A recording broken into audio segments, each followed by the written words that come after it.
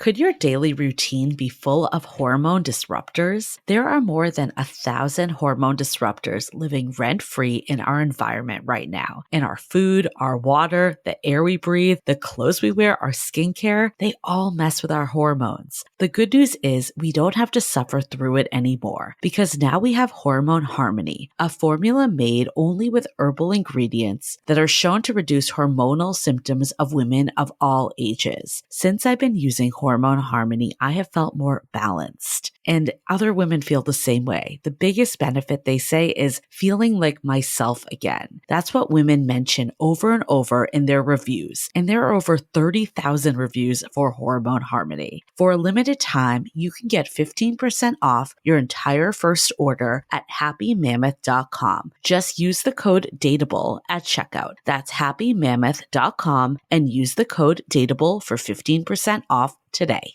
March is Sleep Awareness Month, the perfect time to think about the quality of your sleep and how the mattress you choose can make all the difference. Avocado Green Mattress is committed to providing mattresses that not only help you sleep better, but also are healthier for you and the planet. Avocado mattresses promote better sleep through breathable, naturally temperature-regulating materials, which can improve overall well-being. No harmful chemicals, just healthy materials for a cleaner, safer sleep. And best yet, Avocado's committed to sustainability. Their mattresses are made from organic, eco-friendly materials that are good for both you and the planet. Plus, their mattresses are built to last, keeping more mattresses out of the landfill. Isn't it time to upgrade your mattress for you and the planet? Head to avocadomattress.com today and save up to 10% on certified organic mattresses. Dream of better.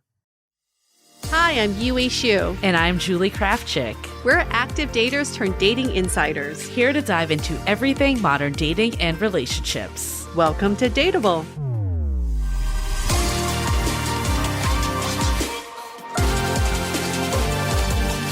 Hello, friends. Welcome to another episode of Dateable. I hate to be so basic and talk about weather, but this weather is driving me crazy. Is it raining up north? No, it's been beautiful, actually. Dying. I'm dying. It was like 80 last week, and now it's raining in LA. It's going to rain for the rest of the week. It's driving me nuts. When you started, I hate to be so basic. I did not know where that convo was going.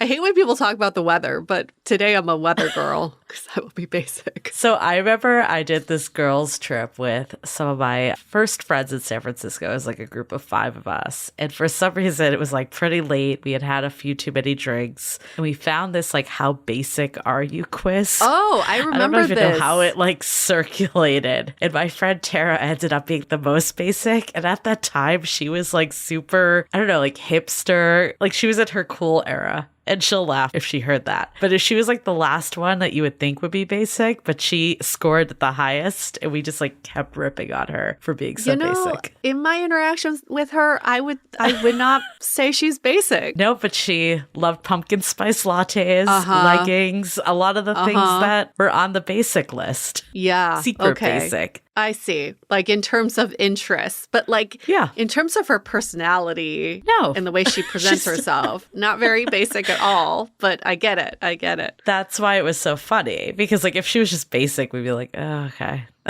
It makes sense. Of course she is. Or you wouldn't rip on someone because you'd be like, oh yeah, they really are basic. Which kind of reminds me, I went to a birthday picnic this weekend and my friend, a boy, brought White Claw and everybody at the party was like, oh my gosh, throwback to being basic. And I was like, oh, I really can't remember the last time someone brought White Claw to a party.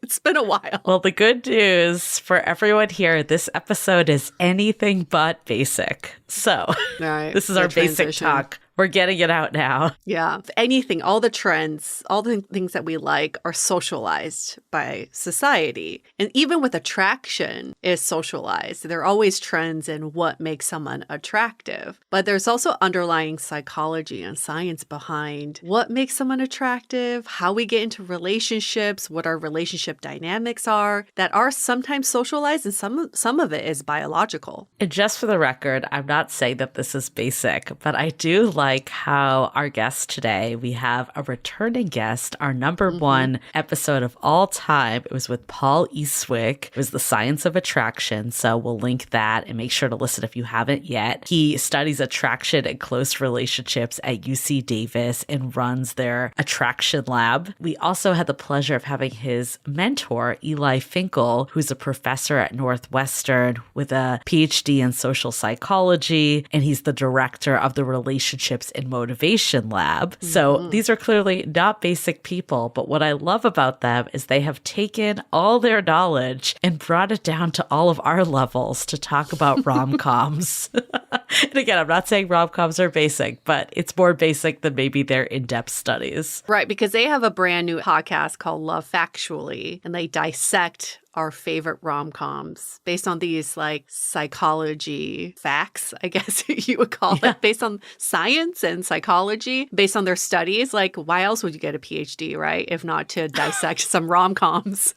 It's definitely their outlet, their fun outlet, they said.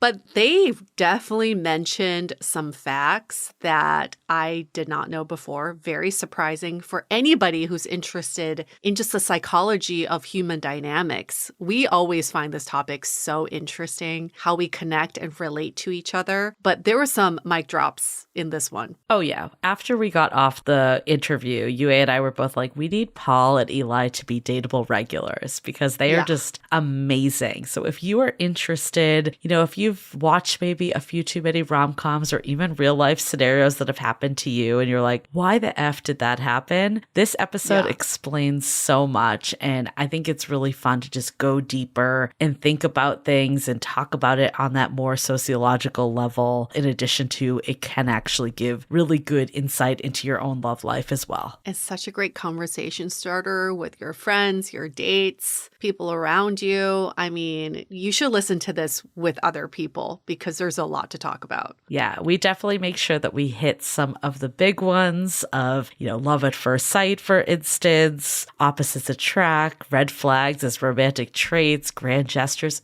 all the things that seem to come up in rom-coms that we either love or hate or subconsciously bring into our own dating lives. And my favorite topic, can matchmakers actually predict your perfect match? Yes. So many good nuggets in this one, and we're so excited to bring it to you all. And we actually reference Paul quite a bit in our book, How to Be Dateable, because he had the most popular episode on our show. But also, I think for many years after that episode aired, I tried so hard to understand a lot of the research that he's done too. It's kind of a mindfuck in some ways, if you try to understand some of the stats that he's been researching. But I really love what he's been doing because it's just demystifying human connection. Yeah, we really emphasized him in chapter 2, the settling paradox, where we talk about your type, because he had a lot of really interesting studies of how we grossly underestimate what's important to us and what we think are traits that matter ultimately don't end up being them. So I love that part where we reference a lot of his work there. And then he also talked about just the key of a successful partnership of building microcultures and creating a lot of these dynamics that could in theory be created with anyone had the right mindsets come to the table in the first place. So a lot of stuff that maybe counters a lot of ways of beliefs that we have that he's been able to pull out through his studies. For your friends, Julie, who luckily fell into healthy, successful relationships, do you think they were taught a lot of this stuff or knew a lot about psychology of connection when they were little or somehow was exposed to it? Or do you think they just fell into a dynamic that works for them? I think no, I would guess that most people haven't, but where I think that actually might have been a leg up for them is a lot of them actually weren't in the dating scene for a long time. Yeah. Or if they were at a phase of it where it wasn't the way it is today. And that's not to say that people that are dating in today's world are don't have a shot at love. I'm not saying that at all. But what I do think is that people that are in it, in the thick of it now, maybe have to unlearn more than people that maybe we just never were exposed in the first place. So that's where I think these types of convos are really important, because it brings us back to a lot of the fundamentals, similar to how our book does. When people ask about it, I'm always like, we're not going to be teaching you like these new tricks and tactics. A lot of it is just unraveling and getting back to like the core of being authentic and having intentionality in the way we date. So I think that is where I would say it's more important for people to unravel. What do you think? Yeah, I feel like some of my friends who fell into great relationships are because they're a little bit naive to this stuff. Like sometimes when you're exposed to too much, that you start dissecting your behaviors and your partner's behaviors, and then you get in the rabbit hole of overanalyzing. But where I do think this episode will be helpful is not for people to go in and psychoanalyze everybody they're dating and psychoanalyze every relationship they've ever had, but it's to pique their interest and curiosity in getting to know new people, not explaining their behavior, but understanding people are absolutely fascinating. And hopefully this will empower you and inspire you to go out there and meet more people. I think a big part of it is that we're in the age of information, right? Like there's all this stuff that's so readily accessible to us that maybe some of our friends that met people 10 years ago even didn't have that access to. And the way I kind of view it is like it's already happening. We're already flooded with data and info for the most part if you're in today's world. And especially if you're trying to navigate a big life moment like dating or finding love or finding the right relationship, there's no way to like tune it all out necessarily. But what I like to say that like hopefully people that listen to this podcast religiously, the people that read our book, is you start to know yourself so well. And you also know how this stuff is actually getting in your way and hindering progress in some ways. That just getting all info isn't necessarily leading you to the right path. It's up to you to be like, this is what serves me and this doesn't. Like I use the example with dating apps all the time. For example, the way dating apps are designed, it's meant to keep you on the hook. It's meant to keep you going. I had to counter a lot of those urges by removing notifications, by being like, okay, I'm going to stop swiping until I talk to at least 5 people. Stuff like that, that's like countering the way things are moving. I think that is really the world that we're in to rise above it. So maybe it's really taking this information to set you free versus being stuck in analysis paralysis. Because a lot of this is like, if you feel like you've been stuck in a certain pattern or stuck on someone, we actually have a really great discussion within this episode. Is like, can you be stuck on the idea of someone? Or is that really the reality? Hopefully, this information will just liberate you from all those obstacles standing in your way. I love that way that you put it, of liberate, because I do think it doesn't really serve anyone to just psychoanalyze every last thing and learn and learn and learn. It's like, how do I see that this actually isn't really working for me? It's not doing anything for me. That's the real liberation. So good. Such a good episode. So liberated. Okay, well, I guess that's a call out. If you haven't bought the book yet, make sure to go pick up How to Be Dateable at bookstores everywhere, but also online, howtobedateable.com. I saw you posted the Spotify link, or was it Audible? I couldn't tell. I know you posted one to our story. Yeah, Libby. It's an audiobook. Libby, okay. Borrow on Libby. Awesome. So yeah, the audiobook, I feel like people are just like going through that audiobook so fast, but it's really great to hear the people that are listening to the audiobook and then reading it. I'm a sucker for a good book. I love just like reading in bed before I go to sleep, and it might take me a while to get through because I read 10 pages and then I fall asleep. It's also a great hack to fall asleep really quickly. Is to read. So whatever your method is, we got you. Or you could do multiple. We loved hearing people that are like, I got audiobook, Kindle, I got the hardcover, like I take notes of the hardcover, and then I have the Kindle to like take with me. So whatever works for you, we support as many or as few but just get something. Yeah, exactly. You don't want to be left behind. Yeah. This new wave of dating. There's some slight differences between the audiobook and the hardcover. You might be able to uncover those differences if you get both. Oh my God, I love that. And keep the comments coming. I love how people are now referring to themselves as archetypes. Like in the Facebook group, we got a comment that was like, Maverick 10, Achiever 5 over here. I might be butchering what they actually said, but I love it. It's showing where you're coming from. Even my man friend now, he'll call me out. He'd be like, you're getting a little mavericky on me. Yes, that's great. I'm like, yeah, I know. I'm getting a little mavericky. Just so let me do my thing. He's like, okay, you maverick out. You maverick out for a few minutes.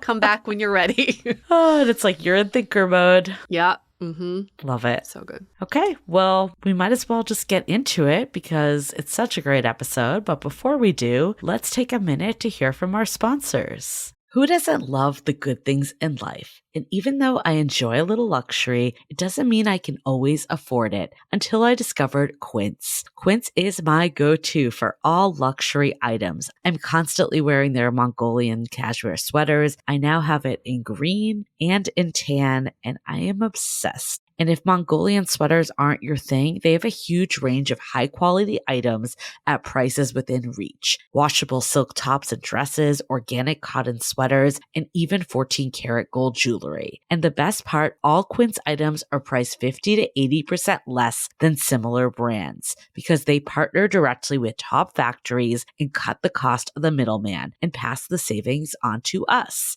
So give yourself the luxury you deserve with Quince. Go to quince.com/dateable for free shipping on your order and 365-day returns. That's QUINCE.com/dateable to get free shipping and 365-day returns. Quince.com/dateable. Who doesn't love the good things in life? And even though I enjoy a little luxury, it doesn't mean I can always afford it until I discovered Quince. Quince is my go-to for all luxury items. I'm constantly wearing their Mongolian cashmere sweaters. I now have it in green and in tan, and I am obsessed. And if Mongolian sweaters aren't your thing, they have a huge range of high quality items at prices within reach. Washable silk tops and dresses, organic cotton sweaters, and even 14 karat gold jewelry. And the best part, all Quince items are priced 50 to 80% less than similar brands because they partner directly with top factories and cut the cost of the middleman and pass the savings on to us. So give yourself the luxury you deserve with Quince. Go to quince.com/dateable for free shipping on your order and 365-day returns. That's QUINCE.com/dateable to get free shipping and 365-day returns. Quince.com/dateable. Okay, let's hear it from Paul and Eli.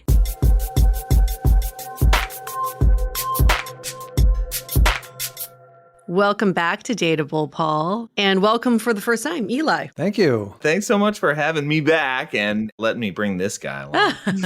I don't know if you know, Paul, but your episode was actually our #1 most listened to episode ever. Nice. Whoa.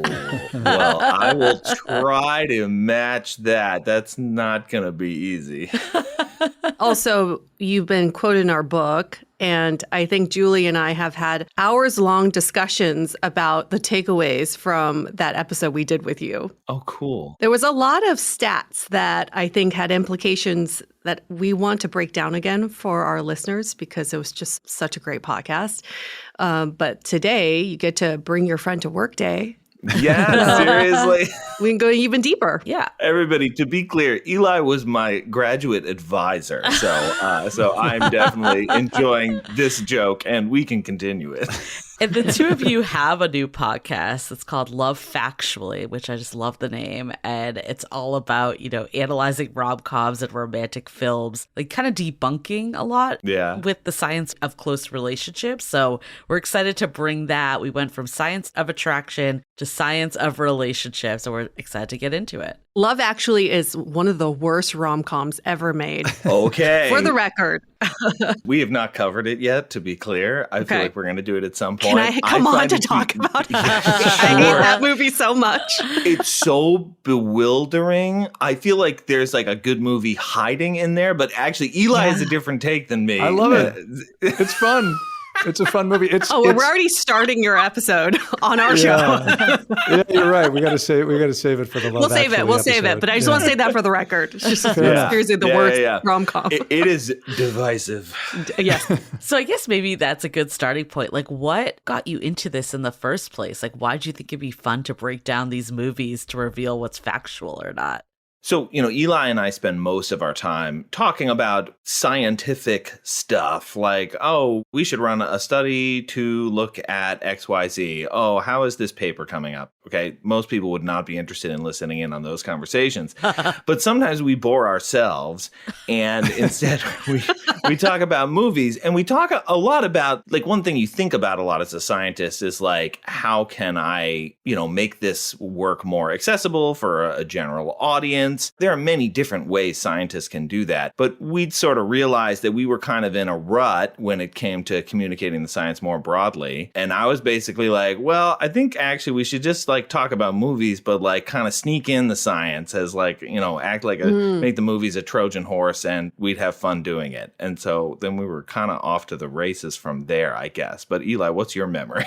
Yeah, I mean, that's basically it. Each of us goes on a run, you in California, me just outside of Chicago, and we talk about all this stuff. But one of the things we talk about a lot is movies, and it turns out there's lots of movies about relationships, and those movies about relationships have messages that they send to the public about how relationships work, and some of those messages are spot on, that is aligned with the scientific evidence, and some really are not.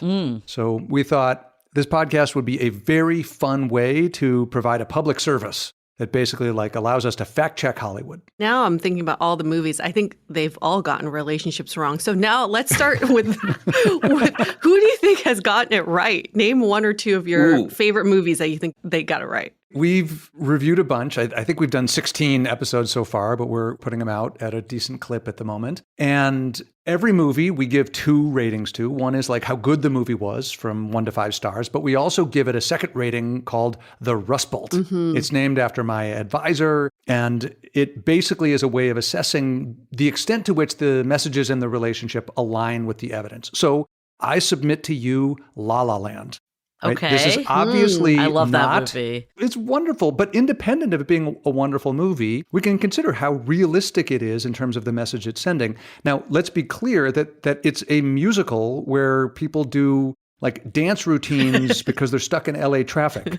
So the movie itself is, of course, a fantasy and a fiction, but nonetheless, there are messages underneath those fantasy fictional elements. And both of us, I think, Paul, gave that one 5 Rust Bolts. I think we thought that it basically got the messages about how relationships work pretty much spot on. Well, when I said I love that movie, I think that is what I love, how realistic it is, that love isn't enough all the time. And with so many movies, it's like this big blowout fight and conflict, and then they get together and then the curtains roll and we don't see after. And I think that's the part that, with La La Land, they like hit the mark so well. And you see that like both of them are still okay, even if they're not together. And I think that part is just so realistic. And I think there are some other movies, too, that do a realistic job of capturing part of the process. Okay. So even if they don't capture the full arc of the relationship, like La La Land does, they do good at what they set out to do. And I'm just thinking about, like, the Before trilogy, right? Like, each of those is a snapshot of a relationship at a particular moment in time. We've covered Before Sunrise, and that's a beautiful portrayal of what it's like to do the rare thing, which is fall deeply for somebody in a span of about 24 hours. So it's like the premise is very, very, very uncommon, but the experiences within that, I think, are spot on. We're watching this thing that doesn't happen in real life very often, but it's capturing that thing realistically. And you only do films, not TV shows, right? Yeah, that's where we are at this point. I think Eli would like us to do TV shows, and I'm like, oh my God. I wouldn't normally say TV shows, but I just keep thinking about Nobody Wants This and how realistic that show is in portrayal of real adult relationships. Right. A lot of what I liked about that show is that it shows us that a lot of the conflict is coming from outside the pair. Yes. Yeah. Right. It's like all of these other forces are impinging on us. Mm-hmm. You get that in some movies too. I think The Notebook was one example where we see that theme over and over again, right? The disapproving families and how things go sideways. What about the ones that really don't meet the mark, that like completely miss it and just really give us unrealistic expectations? That is a great question, and I'm happy to throw some movies under the bus right now. Please. I do want to say that pretty much every movie, at least every movie that we've seen thus far, gets some stuff right and some stuff wrong, and that's built into our podcast. Every episode of the podcast has a certain structure. And the meat of it is, what did the movie get right? What did the movie get wrong? We also talk about ideas in the movie that we wish relationship scientists actually studied. But nonetheless, on average, movies can get it more right or more wrong. And I have to say that so far I've been a little disappointed in the teen romance genre. So some of what you see, so for example, in 10 Things I Hate About You, the Joseph Gordon-Levitt character just instantaneously falls in love, right? Sees the girl across the room and he is just completely smitten and pretty much stays that way the whole time. And so this conceit that love at first sight is the way these things happen. It's a theme that you see in these movies, a trope that you see in some of these movies, and it is not false. It's not like it can never happen. It's just not usually the way these things happen. More often than not, we fall in love with people that we have already known, people that emerged from our social network or whom we met through friends of friends. And even in the era of online dating and the apps, that's still true. That's one of the tropes that you see in some movies, especially sort of the teen romance movie, that I think doesn't align especially well with the science. Well, what about love at first sight? Are there stats around that? Love at first sight is definitely a thing that can happen. My guess is that a substantial proportion of people will have experienced it at some point in their lives. At least the experience of like infatuation at first sight. Like I looked at this person and I knew I just had to talk to them. Mm-hmm. Now let's take instead the subset of pairings that actually become romantic or sexual in some way, shape, or form. So now we're going to look at the things that are successful. When you look at that grouping, it's something like 70% of people will say that they were friends first, that they were friends before that relationship formed. And we've seen similar kinds of stats if you kind of just look at sexual relationships too, right? Things that maybe weren't like a full-blown romantic relationship, but was like a hookup or a fling. But again, what is usually happening is that these relationships are growing out of people's social networks gradually. The fascinating thing is that, online dating has changed this somewhat. But I think what people often miss is that even a typical online dating sequence, you'd be getting to know that person over a course of maybe weeks or a month before like finally it feels like the relationship is in gear. And so it's not super uncommon that people in that situation would be like, oh, you're like, this is somebody that I am friends with and I'm getting to know them. And I am intrigued, but we're not at like full-blown romantic relationship yet. So there is a launching period for the vast majority of romantic relationships. So when you say friends, it doesn't mean that it necessarily needs to be like your childhood friends since like elementary school that you fall for, but someone that you've just built that like rapport with that you don't just see immediately or you go on one date with and you're like, I know. Right. Friends can have a lot of meanings. Yeah. And to some extent, this is something that Eli and I argue about from time to time, because I find this idea very intuitive that you can know somebody for a very long time before falling for them. But I feel like, Eli, you have a different take on some of this. Yeah, I mean, the discussions we've had about this have been more personal than scientific. And it is true that I find it difficult to fathom, speaking from a personal point of view here, the idea that there would be someone in my life that I had no interest or attraction to at all, and then over time had a series of experiences together that then led to attraction. But I am aware that there are weirdos in the world. Like a little. Like, I don't know, and then the light hits them just so. And Sure. Like if it's a certain angle. Like, I feel like that was like all of UA's experiences, but I'm with you, Eli. Yeah. I've never really had that happen. Or like, I can think of one instance and it never went anywhere. It wasn't like a relationship. Yeah. It's like it either happens or it doesn't. I never thought it would happen. I can say my current partner, I've known him for 8 years now, never had attraction towards him because we met in a professional setting too. So contextually, it was like not right. But it just, through a series of events, through a series of different angles of seeing him, and through a series of conversations that showed a different side of him, I'm very much in love with him. But if you told me this 8 years ago, I'd have been like, oh, hell no. There's no way. Yeah. Yeah. So I do feel like some of these friends first relationships are the experience of, is there something here? Is there something here? What's going on here? Yeah. Over the course of a month or two. Yeah. And some of them are more like what you had just described, right? So it's a heterogeneous grouping. But the thing that's uncommon is like, nice to meet you, let's go. That's the thing that's not common. And that's actually one of the biggest problems we see with dating apps is that's the expectation that you show up and you're going to know, like, is this going to be my life partner or not? And it's just not realistic. Right. Like, I know, like, I met my partner on a dating app, but I will say it was kind of like what you're talking about, Paul. Like, I wasn't like, oh my God, I know this is the one, but I'm like, I like this person. I want to get to know them more. And I wouldn't say like we had a deep friendship. Clearly, we met on a dating app, but a friendship was building. Yeah. So I see the difference. That's one of the reasons why Paul and I wanted to do Love Factually, right? That is, these messages are in the movies. And if what the movies are telling us is love is something that you feel right away or it's hopeless, that's the sort of love at first sight conceit that we see in some of these movies. Here's a consequence of that. We go on a date with somebody we met on one of the apps. And after about 45 minutes, we've had our coffee and now we go home. And often what's going to happen is you're going to be like, I don't know, he was kind of nice and there was maybe whatever, but I don't feel this thing in my fingertips. And that's really not the way it's supposed to be. And so I'm not going to go on the second date. Paul, you've delved deep into the evidence, right? In terms of how likely is it that if you are kind of wishy-washy on somebody at first, that you ultimately could be attracted to them on a second date or vice versa? So this is some data. What we're tracking is people's crushes over time. So it's not in an online dating context exactly, but we're kind of extrapolate to that. So these are people, they're getting to know potential partners over a series of weeks. And what you see is something that I think we'd all find pretty intuitive, which is that the first impression is a little bit unstable, okay? So you first meet somebody. What are the odds that that's going to carry over to your second, third, fourth, fifth impression? And the answer is like a little.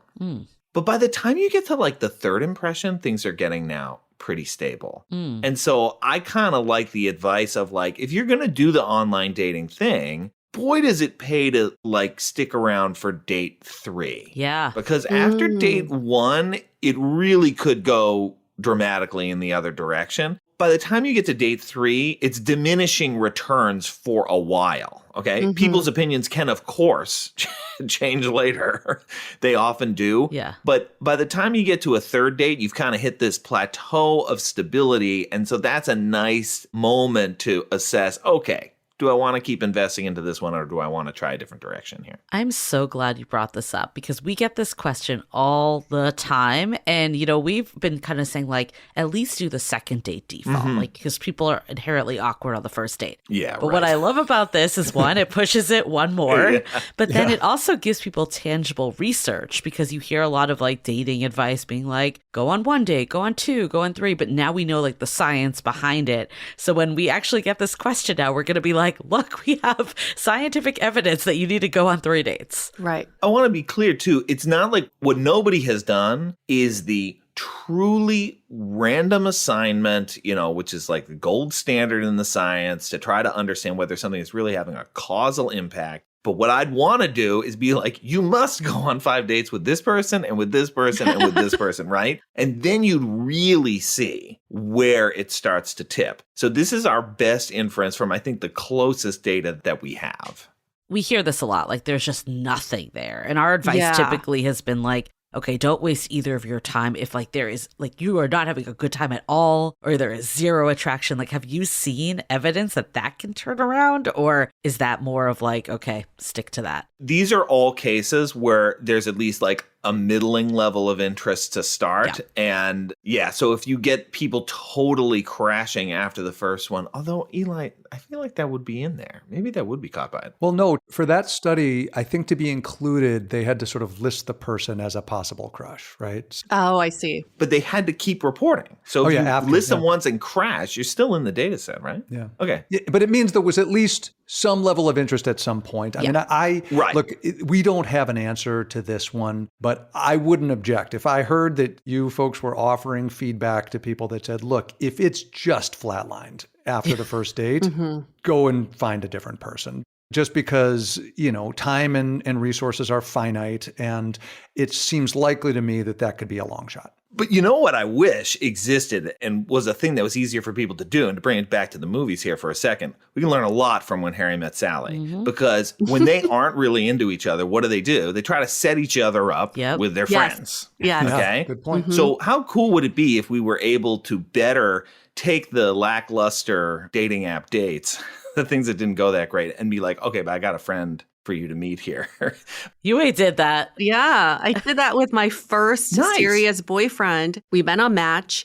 I didn't feel like there was an attraction, but I thought he was a great guy. Tried to set him up with my best friend. But in the process of setting him up with my best friend, I fell for him. What? So then we and then we ended up dating. Exactly what happened. And we ended up dating for 5 years. So it's crazy because I think in me describing him to her, in that process, it made me realize what an amazing partner he would be. That was your moment of Clueless? You were butt crazy in love with Josh. Yeah. Yes, he was my Josh. But was he your brother? Stepbrother. Maybe half. No, just kidding. Yeah. But he went away for a week. And that's when it was so clear to me I missed him. And so then that week I told my best friend, I was like, I don't think this is going to happen because I think I'm keeping him for me. And she's like, all right. Whatever. You figure out yourself there. Yeah, she's like, okay. All right, let's what is this about?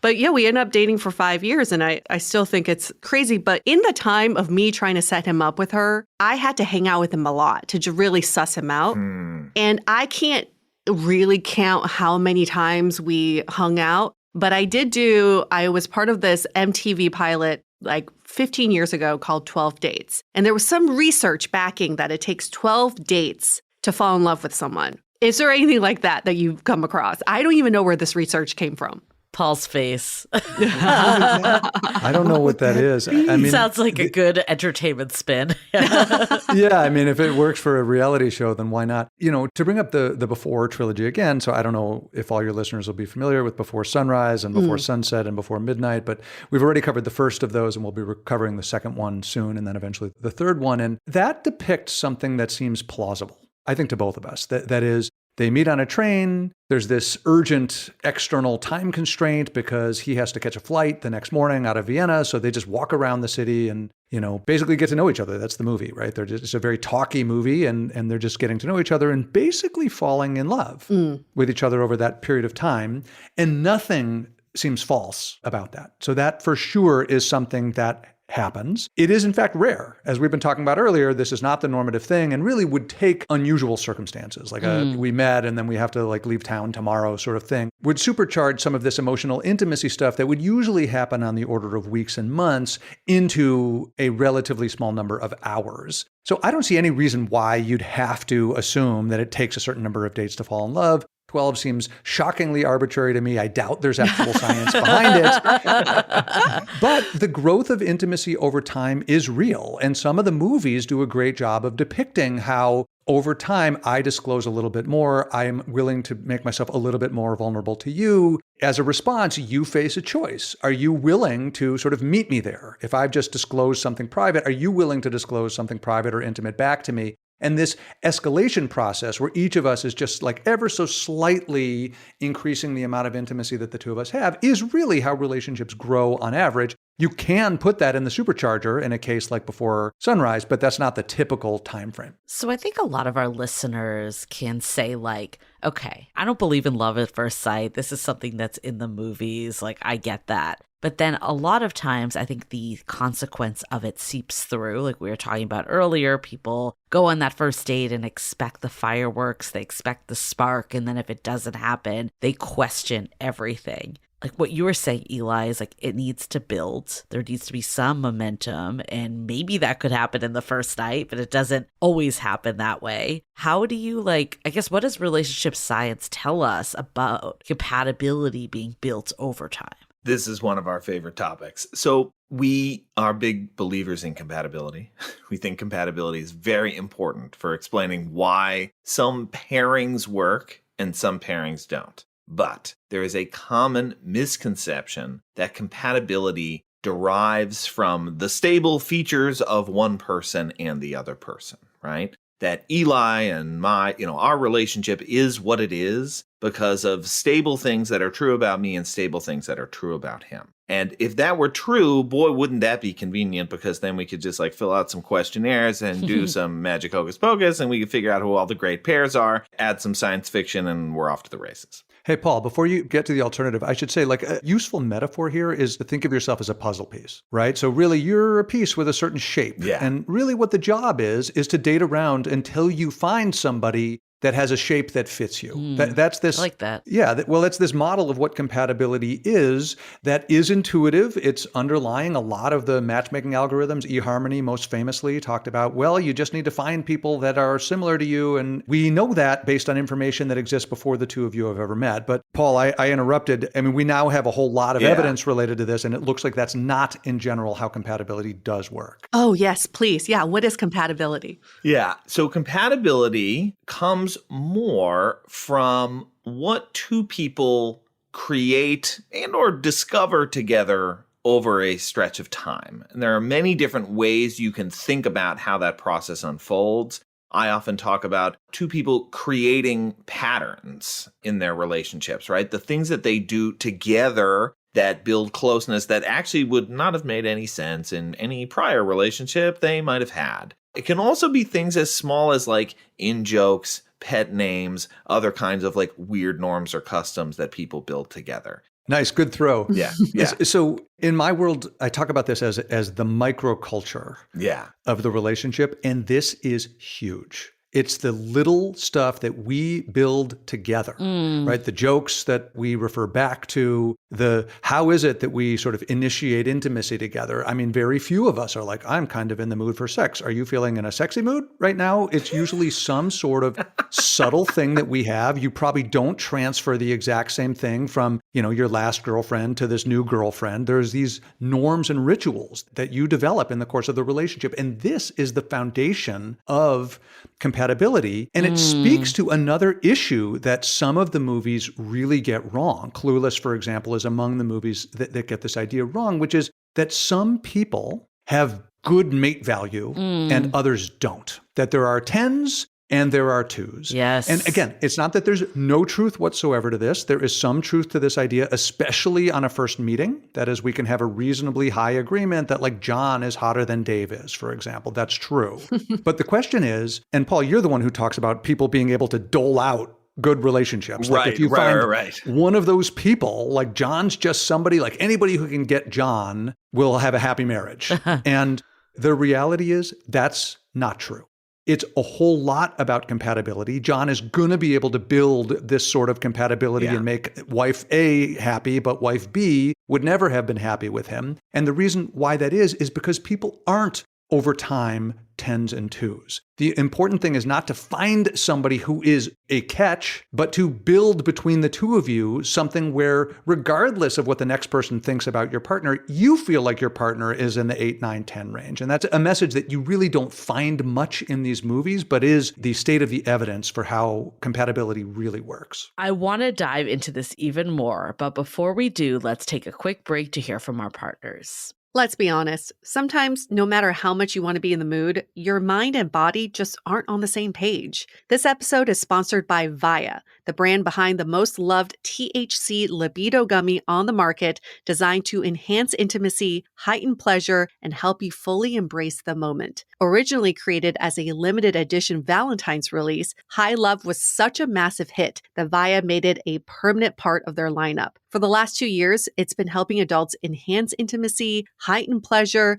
and feel more connected than ever. These gummies are a hit for me as well, as I am so impressed by the powerful blend of cannabinoids and time-tested aphrodisiac herbs. The formula increases my blood flow, awakens my senses, and helps me fully embrace the moment. Now, if you're 21 and over, head to viahemp.com and use the code DATEABLE to receive 15% off, free shipping on orders over $100, and if you're new to Via, get a free gift of your choice. That's VIIA hemp.com and use the code DATEABLE at checkout. After you purchase, they ask where you heard about them. Please support our show and let them know that we sent you. Take your passion and pleasure to a whole new level with High Love from Via. Armoire makes getting dressed easy. With a clothing rental membership from Armoire, build the perfect wardrobe with brands that are high quality, unique, and recommended just for you. All you have to do is take a 5-minute style quiz and select items from your dynamic personalized closet. The styles show up at your door in as little as 2 days. Then when you're ready for new clothes, just swap them out for more new to you styles. Now, I went on a girls trip to Santa Fe recently and I rented all of my outfits from Armoire. It was so much fun putting together a mix of casual and formal looks, and my favorite was this pair of white, wide-legged jeans from Paige that went well with everything. Now, I wouldn't normally own anything white because I can be kind of clumsy, but with Armoire, I just ship it back and they'll take care of keeping the pants in pristine condition. Right now, our listeners can give Armoire a try and get up to 50% off their first month. That's up to $125 off. Just visit armoire.style/dateable. That is armoire.style, spelled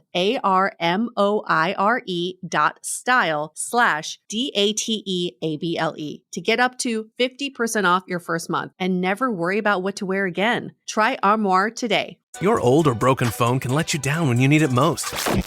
Perfect. But at Verizon, trade in any old phone from our top brands and get the most for it, up to $2,000 in value, for an amazing new iPhone 16 Pro with Apple Intelligence and a new line on My Plan, and iPad and Apple Watch Series 10. That's like a 3-for-1. And you can get it on any plan. At Verizon, trade in your old phone for a brand new iPhone 16 Pro, iPad, and Apple Watch. The other guys won't give you that. Visit Verizon.com today. Additional terms apply. Service plan required for Apple Watch and iPad. Up to $2,000 value based on iPhone, iPad, and Apple Watch. So if we were to translate that into online dating, can you gauge compatibility before you even meet up? You know, something that might be interesting to your listeners is to put online dating in some sort of historical context. And Paul and I did a lot of work on this stuff back in the day. But broadly, we can think of 3 generations of online dating. The first one is basically once the internet launches, basically 1995, and Netscape Navigator comes out. And finally, you have, Web 1.0. And then right around the time that people are able to get online, you get Match.com, right? And the basic idea for Match.com at first was, oh my goodness, how amazing would it be if you could browse through hundreds or thousands of profiles and just find the one or the ones that are appealing to you and go on dates with those people. And literally, when I say thousands of people, that was what you'd get. I want, within 25 miles of this zip code, and you'd have all these options. There was an assumption there that you can actually tell, not just like who has an attractive photo, that we can tell. We can tell that person has an attractive photo. There's some amount of agreement about that. But who's compatible with me? That is a better fit for me than for somebody else? Nothing. Basically nothing. And it's not like whoever said showing people thousands of profiles is a good way of helping them make decisions clearly knew nothing about decision science, because human cognition is really not meant to do that. So then you get this second wave. Only 5 years later, really, it launches with eHarmony in 2000. And instead of pitching themselves as like the supermarkets of love, come and browse the wares, they pitch themselves as the real estate agents of love. And what they say is like, wow, the terrain is fraught and it's unfamiliar. What you need is a guide and an expert. And they claimed, these sites, that they could build an algorithm that would select among these several thousand people and show you the 5 or 10 potential matches that would be uniquely compatible with you based on some information, usually in the form of a survey. Now, look, that's a terrific idea. And if it were true that stuff were accessible in advance, things that seem likely to be true, like we like people who are more similar to us. We like people who have personalities that complement our own. If those ideas turned out to be true, then those algorithms would have worked. But those ideas are not true, and those algorithms did not work. And so then you got this third generation, pretty much with the advent of the App Store, the second generation iPhone in 2008. And then people are swiping left and right. That was Tinder's innovation, really, but they're swiping left and right. And it adds back a level of spontaneity, at least in principle. So some people can use this to say, like, okay, I'm out and it's a Saturday, and like, who's around? And at least in principle, you could actually meet up with someone spontaneously, which is not the normative way to do it, but for me, the most exciting. Yeah. The whole conceit was, let's just make this part as fast as possible so that you can get face to face and figure out with the algorithm between your ears, is there something here that you'd be willing to consider? And again, with regard to what we were discussing earlier, even if your algorithm between your ears is saying like, I'm feeling iffy, it would be reasonable to default to feeling iffy equals yes, second date. I'm so glad you said this because it backs up a lot of the stuff we've been saying for a while. And we look at it very similarly of like, it's an intro and maybe it's a yes. You really can't tell through the profile. I mean, from the conversation we had with you too, Paul, last time, I remember you talking about those stats and they stuck with us. But I'm glad that like people can hear this again and then from a scientific lens, because we hear all the time like, oh, we grew up in the same area. We both like tennis. And that's just not compatibility. But if we want to take it like the next level, like the other side of it I think like in rom-coms, this happens a lot. Opposites attract. What's your take on that side? Because like, I guess, is there a line? Like, do you need some similarities in terms of lifestyle and upbringing and I guess hobbies and ways of being? Or is it like your polar opposite? Is that good too? Well, here. You can line people up based on their similarities with the hope that the more similarities you find, the more two people will hit it off, right? Yeah. And that was an assumption for a very long time. And it turned out similarity attraction doesn't really work that way. Okay. Complementarity attraction, the idea that, oh, but if I meet my opposite, then I'll fall for them. That also doesn't work.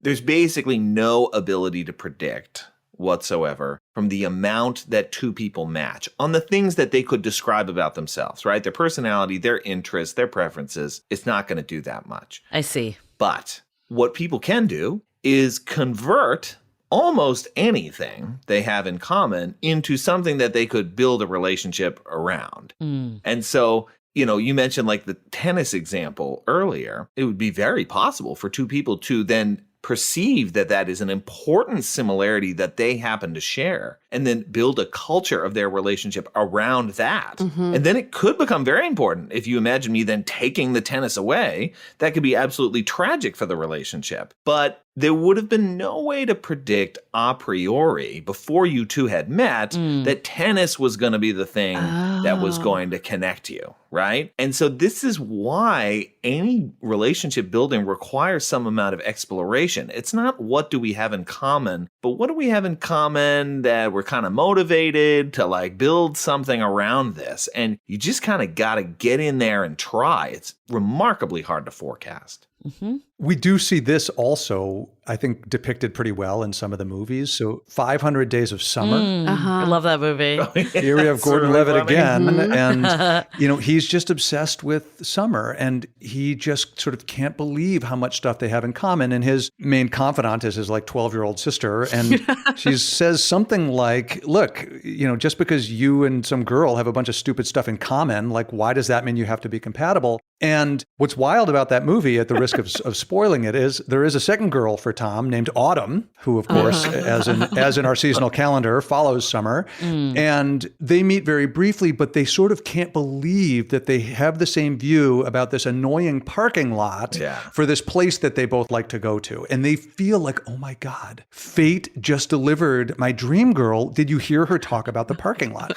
And so what I think another way of characterizing what Paul is saying is that we have a tremendous amount of freedom in how we choose to define whether we are similar or dissimilar to somebody. And when people hear a scientist say, look, similarity is not a big predictor, that will be shocking to them. Because if you ask people, how similar did you feel to John? And then how much did you like John? That is a huge effect. Perceived similarity, the belief that we have tons in common, is a huge predictor of how attracted we are to people. But thus far, when you look at values, at personality, at hobbies, at background, at demographics, social scientists have not been able to find compelling evidence that any of these things that were knowable in advance of two people actually meeting each other, that any of these things actually predicts attraction. What is it about similarity that predicts attraction? That we just decide to focus on those things about our first date or our first month together where the similarities were big, and then tell ourselves a story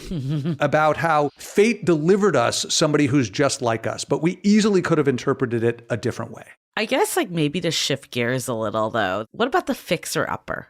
Where this dramatic change or transformation or makeover occurs. Because I feel like that happens a lot in these movies where someone thinks that you can change someone. Mm-hmm. What's your take on this with the science? Yeah. So on the one hand, you've got all of this potential for growth. I think La La Land shows this well because they're both helping each other grow into their career ambitions.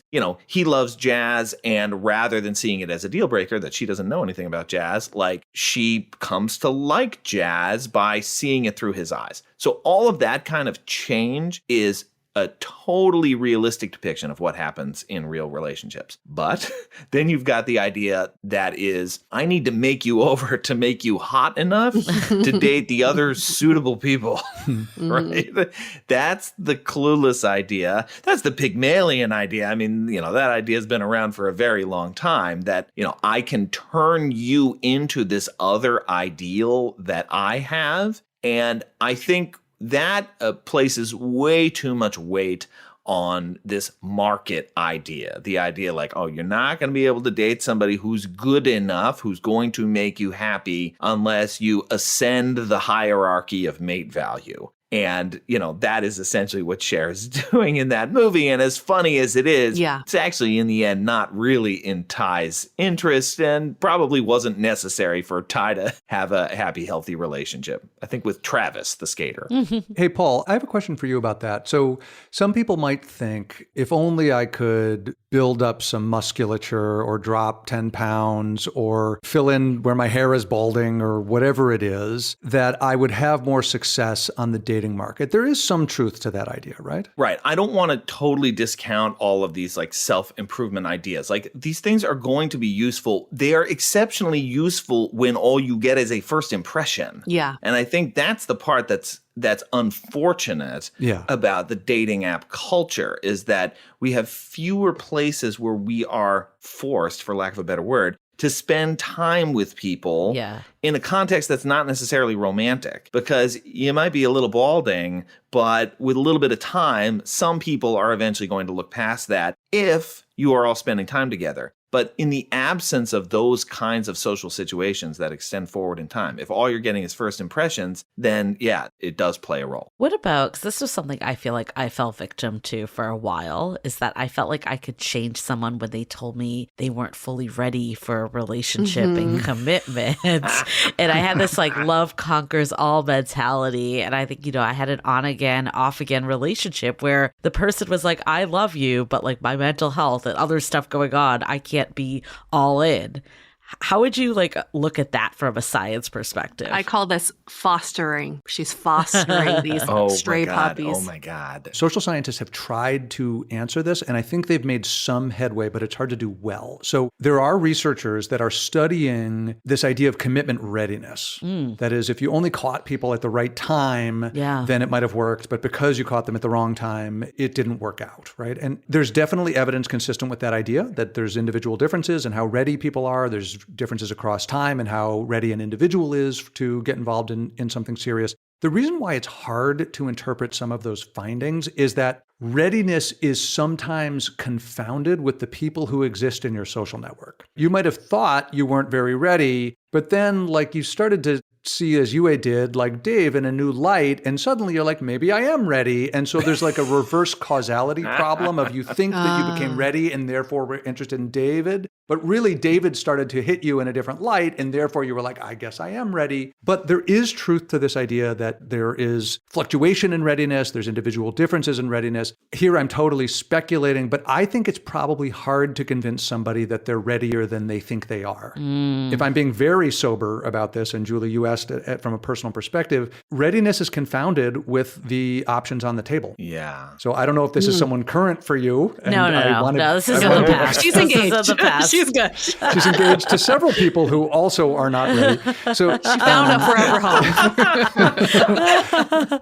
So my guess, based on the information I have, which is not really precisely relevant to this question, is if somebody's really dragging feet, that's a pretty important signal to listen to. And it may be that they are not ready for anybody. It may be that they're not quite ready for you. But trying to convince them, like, no, you really are ready, seems like a very risky enterprise. Mm-hmm. I have some numbers that I can toss behind this. So this comes from some work by Dr. Haddon and his colleagues where they look at relationship readiness. You can think of it like this. Here are 100 people in front of you. Half of them say they're ready and half of them say they're not. And we're going to follow up with them in a few months and see how they're doing. Of the ones who said they were ready, about 22% will be in a relationship a few months later. And about 14% of the ones who said they weren't ready. So 22 versus 14.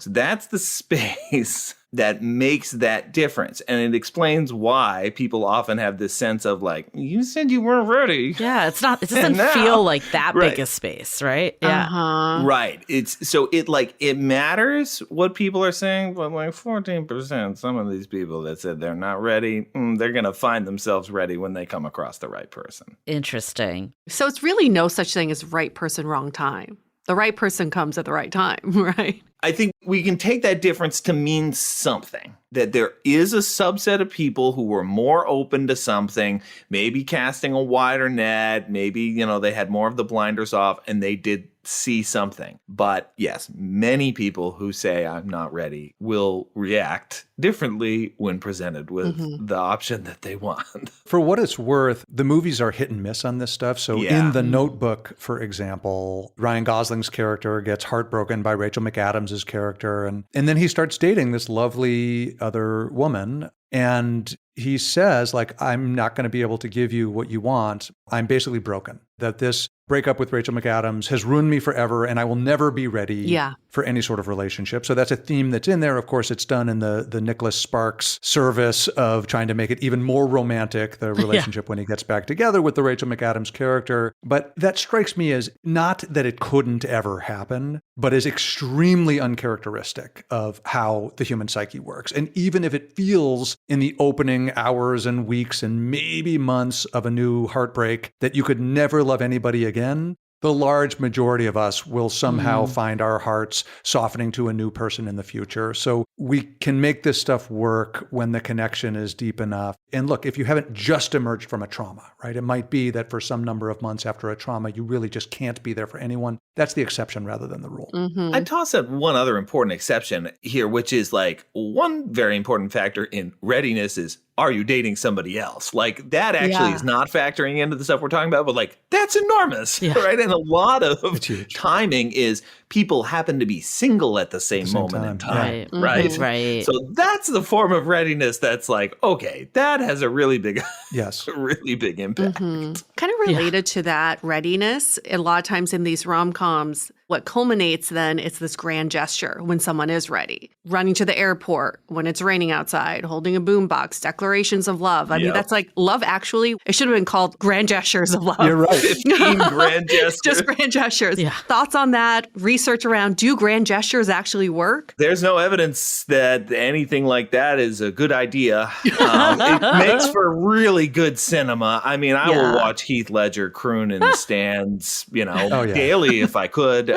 But there's really no evidence that these things are a good idea. And often what's actually happening in those moments in these movies is that somebody has said they don't want a thing. Somebody has tried to break something off. Yeah. And the person doing the grand gesture is like, oh, but really though? And generally speaking in real life, that's probably not a great idea.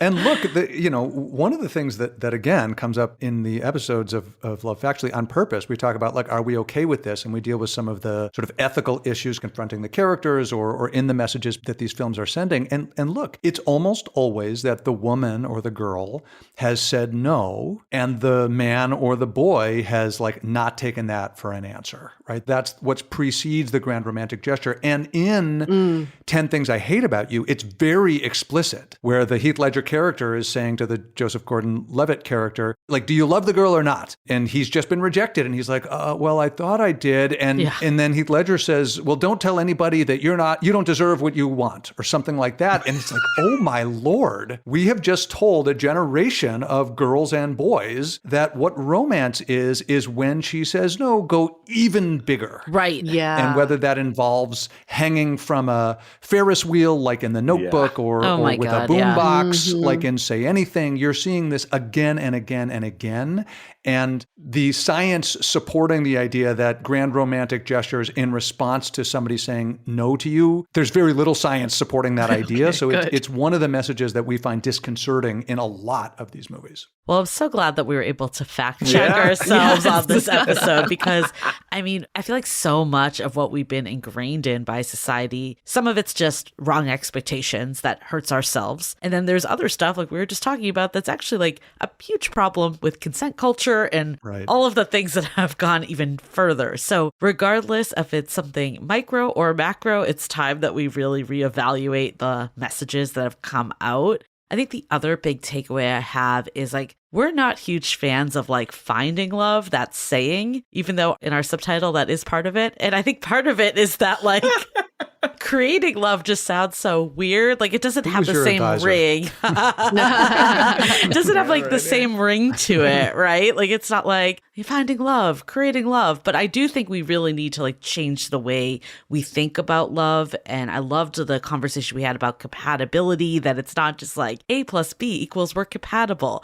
Like we have to really like build those microcultures that we were talking about. That stuff really hit me, because I know when with my partner, when we first started dating, we would send like these like, and this just sounds so stupid saying this out loud, but like we'd send like every night a kissy face emoji before bed, or like these, and it's like I witnessed these little things that like builds up over time though, and it made you feel like you had a connection. And I loved what we're talking about too, about like, you can find the similarities. So it's more about like, are you going to commit to building something with this person, and look at like what that is and how your relationship can grow. That's way more important than if you have the on paper qualities that you think are so important. When we get to have our next conversation, I'll be really interested in hearing about how these cute emojis you send to each other right before bed, how you witnessed them. I want to hear exactly how that happened. We're in a throuple. That's why. God bless. There you go. God bless. And that was my takeaway. Oh, no. But the takeaway is, and really following up on what Julie was saying too, compatibility is built and created. And we put so much emphasis on compatibility being something already given to us, like through the apps that we're able to gauge through photos and profiles, or through how someone describes a person. But you don't know till you meet them and start relating to them in some extent. So that's one aspect of it. And the other aspect, what I'm hearing is there has to be some commitment to see where things go. It can't just be, let's build compatibility, and if it works, maybe it works. But at some point, maybe like when both people say, okay, there is compatibility, there has to be commitment to like, let's see this through. And that's something we're really missing in modern dating. It's like people just don't see it through. They're like, okay, on to the next. Let's just see where it goes. On to the next. And the kind of just free for all feeling, we don't end up building anything because we don't end up committing to anything. Yeah. And there's no structures holding us together. There's nothing that's going to make us interact. Again, I use that in sort of the nicest way possible. Yeah. Okay. So if people want to learn more about you two, where can they go? Check us out at lovefactuallypod.com. You can also find us at the Love Factually Substack, and subscribe to us on Apple, Spotify, or wherever you get your podcast. That's Love Factually, featuring me, Paul, and Eli. Fantastic. Thank you so much for being on our show. For all of our listeners, while you're checking out Love Factually, check out DATEABLE as well. Give both of us a 5-star rating and review. Yes. That really helps both of our podcasts to grow and to bring on amazing guests like Eli and Paul. And to hear more about compatibility too, and quotes from Paul also, make sure to order our book as well. How to be dateable. Yes. How to be dateable. All right. We're going to wrap up this episode. Stay dateable.